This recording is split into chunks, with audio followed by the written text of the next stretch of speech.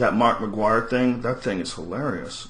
Mark McGuire is finally coming out and saying, "Oh, that's what we were talking about. We're talking about people that are hooked on pain pills." Right. You know, that it's a when dudes get hooked on pain pills. Like I said, I know a guy who's a very smart guy. He was an IT guy, went to college, really avid reader, not a fuck up, has a real problem, and that's just what it is, man. Dudes get injured, something happens to you, and it chemically bonds with your body. I mean, it's really incredible what addiction is. You know, addiction is your body is somehow or another linked to something that's really terrible for it, and it needs that something. Like it's almost like heroin and crystal meth and stuff like that really locks a hold of your body. It's almost like they're parasites. It's almost like the drug itself has a consciousness, and the drug itself is gonna make you do it as much as you can and rob you of life.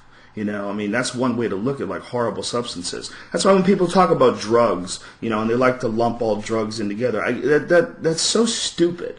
Because marijuana and mushrooms and psychedelic drugs, if done correctly, can be very beneficial. And when they're over, you don't feel any repercussions. You're okay. They don't hurt you. Marijuana and mushrooms and things like that, the natural things that people have been doing for tens of thousands of years, those things aren't hurting anybody, man.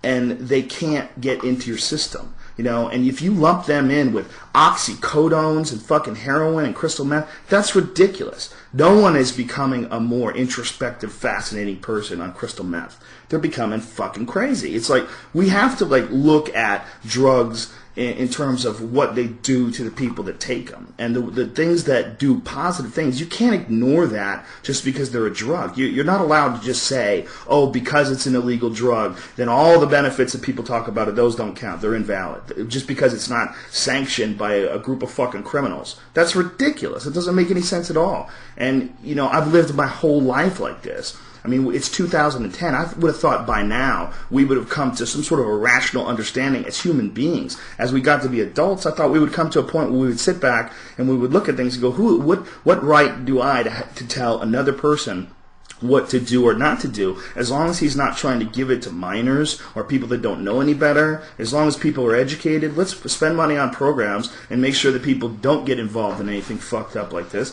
And let's pay attention to fucking children in schools. I mean, the biggest problem in this country isn't laws and crime. The biggest problem is, why are people creating crime? Why are people doing these terrible things to each other? I mean, 99.99% of all fucked up things come out of a fucked up childhood.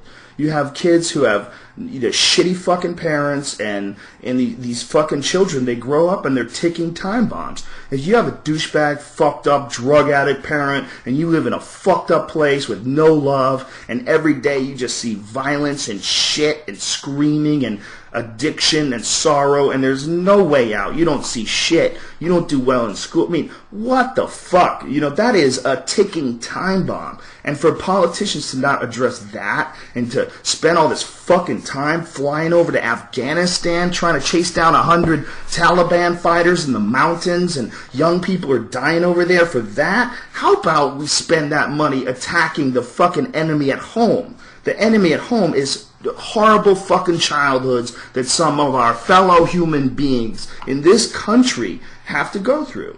You know, what we really need to do is focus on fucking kids. Focus on children that are growing up in terrible neighborhoods. Focus on fucking schools and community centers and giving these kids somewhere to go to when their parents suck.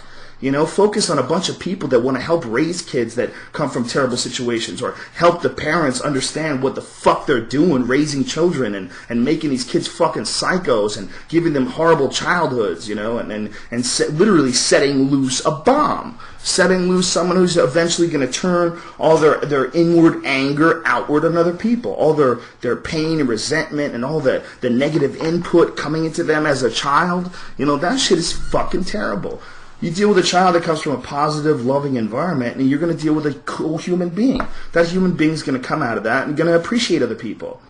That's our number one problem as human beings. Our number one problem as human beings is the way we don't appreciate each other. The way we look at each other as competition. The way we look at each other as just people that are on the highway in my fucking way. human beings have to learn to appreciate each other.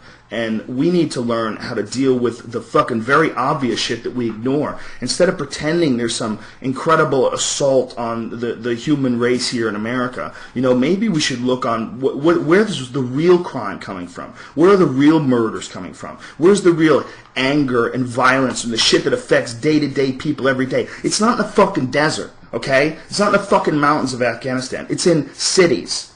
It's all over the place. It's children growing up and becoming fucking criminals. That's way scarier to me than some douchebag in Afghanistan. It's nonsense.